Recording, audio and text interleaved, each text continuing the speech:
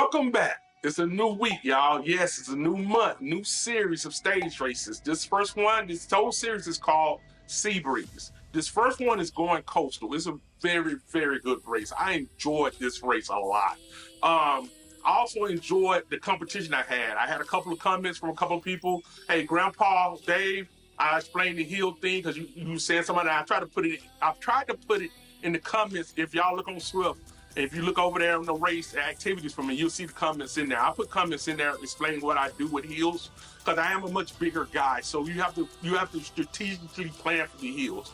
So I try to watch videos of this one, but I kind of knew this race when I saw it, so I knew what was coming up. Now I want to thank my subscribers. Thank you all. I'm at like 269 subscribers. Thank you, thank you, thank you. Now, I'm trying to get to 300. Hey, let this month, June, be the month I get to 300. In fact, on June 29th, I want to say June 29th, it'll be 1 year of me racing on Zwift. Now, I'm going to let y'all know, I did not start racing on Zwift until I got level 20. So most people get on Zwift, no reason why. Ryan Cunningham, a lot of them, they started racing time they got on Zwift. I wasn't going to ever race. I never wanted to. I promised my wife that I would try when I got to level 20 when she was watching me ride one day. By then, I was at like level 3 or 4. It took me about 6.5 months to get to level 20. Once I hit level 20, I started racing. So for a lot of y'all who watch me go, man, you came over the scene crazy. No, I have been training like 6 months, man. So that's why I was such a good rider when I first started out. I didn't just start racing. I never touched a race until I got to level 20. In fact, I waited to get to level 20. Before I got to level 20, I went ahead and registered with Zwift Power, so you can actually see the first race I ever did on there. You can see the numbers. So with that being said, let's get into this race. And with that, we're off. And as we take off on this race, you see that I power into this thing fairly well. And I was doing that on purpose because I want to get out on a nice ride, a nice ride, a nice rhythm. Now, my Zwift play was acting up the whole time, which was very, very frustrating. It wouldn't let me do anything. Now, so what I ended up doing was cutting it off, but it kept cutting on and cutting off on me throughout the race. Now, I did update it, I think Friday night. I came downstairs and finally updated. I got tired of seeing the little arrows on my phone every time I opened up the companion app saying it wasn't updated. So I kept updating. I went ahead and updated it, and I was excited about that. So, but when I got on the race that Monday, because I did not do the tiny races this weekend, I was building a chicken coop Saturday. I know I had to do that. I was working, putting some tarps down for my garden. I had a lot of stuff to do Saturday, and I was exhausted from Friday from working on my garden and my chicken coop and all the stuff I was doing Friday. I was really exhausted. So when I tried to get up Saturday morning and race, I was just tired. I just kind of let myself sleep in that day. Now, I will be back on it this week, so don't worry about that. Now, as you can see, sorry about this, but I will be doing the 5 a.m. That's the one I like doing. Now, as you can see, I'm in the pack, but what happened was it kept pushing me either all the way to the right or all the way to the left. And it was very frustrating for me. And you can see as it does that. So right here, I will slow down, hoping that it will put me back in the middle pack, which it did. But when I sped up, anytime we hit a negative or like right here with a negative, I kind of, because I'm not truly watching it all right now, I'm just trying to save my weight balance and my power to the end of this race because I know that's where the heels are at. You can kind of see if I hit a negative and I was just slightly powered in, it'll push me to the front. Now, there's a couple of guys who would take off on here, like the guys up front right there. I was not worried about them. In fact, some of them who would take off, I'll try to get in line with them, and I was hoping it. But you see how it pushes me all the way over out there by myself? And I was so frustrated with that. And I thought because I cut the Zwift play off, it will put me back in line, but it will either push me all the way to the left sometimes or all the way to the right. And right now I'm on the left. Now I am getting a draft off of everyone, but the problem is that I'm not in the middle. I wanted a good draft. I wanted to stay in the draft. Now right here, I'm out there by myself. And then it'll slowly keep me all the way on that side. So I'm gonna work my Zwift play in the morning and see if I can get it to do right. But you can see how frustrating it could be for me when it wouldn't let me get in the line. But we was all in a bunch, so I think the game was kind of just letting me sit in wherever I can fit in. And that may be what was going on. And like right here, as we come down on a negative, you can look at my map, it says -0. That's a negative, that's a decline. So as we hit those, I would kind of coast out in front, but my whole goal was to ride in this pack. I was not trying to get outside of this pack. My goal was to ride in this pack until we made it to the end. until we made it to the green, where you get the green border where you're going into the coastal half of the race. Now, as you can see, I'm still in the pack, and like I told you, it will push me all the way to the right.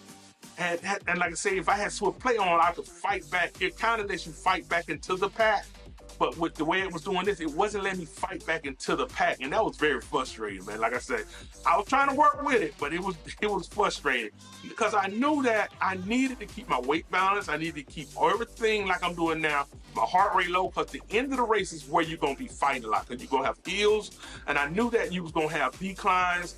And I was asked by Grandpa Dave about, you know, he was saying that he tried to keep up with me on the hills and he was tired. And I told him, as a bigger guy, we have to strategize for these hills. We can't just take it like y'all smaller guys are. We cannot do that. He told me he was about 200 pounds. I'm 375, 380 pounds back and forth. If I drink a cup of water, I'm 380. If I miss a cup of water, I'm 375, 370. I'm sorry. That's just how it works as a big guy like me. 10 pounds is nothing for me to lose. So as we, it gets hard when it started getting like 15 or whatever. I'm working out in the garden this weekend. I know I lost a lot of weight, man. But as you see, we're coming right here, and I know that we're getting close to the halfway mark. This race was kind of, you can see my heart rate, 127. We're doing 38, 39 kilometers an hour, somewhere in there, 40. I've got what the average. You see my watch is kind of down. I'm getting a good draft off of this, and look at my weight balance. I'm not doing anything. And that was my goal, was until we get across that border, hit the coastal side of this race. My whole goal was just to ride in this pack. Now, I'm gonna say that some of y'all are right. I probably need to ride a little further back in this pack, and that might have helped out a little bit. But until I hit the coastal side, and I think what I'm gonna do tonight when I run this race, I'm gonna run this race at 5 o'clock, at 4:10 in the morning. What I think I'm gonna do this morning, Thursday morning, I'm gonna ride this. I'm gonna sit back further in the pack if I can. And that way I can get more. Because I didn't have Zwift playoff, it kind of just pushed me, and sometimes it will push me wide out in the open, and it was frustrating. So I figured if I sit back in the pack a little bit longer, that might help me out a little bit more. So, because I truly like doing the draft because it saves so much power. Now, as we get closer right here, we're getting ready to go into the coastal half of this race. In the coastal half of this race, there's a strategy that I use to help me through this. And this strategy only works for big guys because you get to use your momentum coming down the hill. But as you go up the hill, the difference is that you power in. I'm going to tell you what you do. As you go down the hill, you let your weight get you down the hill. Now, once your thing goes negative, you see how it says negative up there for me right now? It's going to say negative like 2, 3, 4%.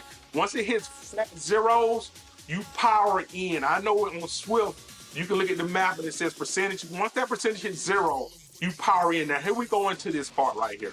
And as you see, we're on a flat right here, and now we're slightly climbing. And if you look at my map, you can see where we're at. Now, as we come down to negative right here, you can see it's negative 3%, 2%. And when I'm riding, I'm just letting my weight do all the work. And you can see right now, as we get closer to the bottom of this thing, anytime it goes positive, right here, we're still at a negative, and we're almost to the bottom. Now, once you look right here on the map, you can see where it's going to go uphill. And as we get to the bottom of the thing, I'm waiting for it to go negative. You're going to see my numbers jump. Look at my numbers jump. Because I power in, and what I'm trying to do is hold that momentum up over this hill. It only really works when you only got about 250 meters. So that's why you see my heart rate not jumping too bad. Plus, your heart rate takes a minute to catch up, but you can see, but look at my weight balance. You can see what I'm doing by what my weight balance, how it's yanking numbers off my weight balance. Now, once we go back negative, you see, it starts to try to climb because I'm not doing anything. But once we go positive, once it hit 00, look at me, I'm powering back in. And that allows me to hold a lot of that momentum. Because if you wait till it say 2 to 3% as a big, heavier guy, 225, 200, 300 pounds, no reason why, so I was saying about him, if you wait too long, you lose all of that, and it's too hard for us to build back up. So it allows, if you hold on to somebody, it allows you to come over this hill right here. You see, and next time I hit this hill, I will hit 58 kilometers coming down this hill because it will help me out a lot.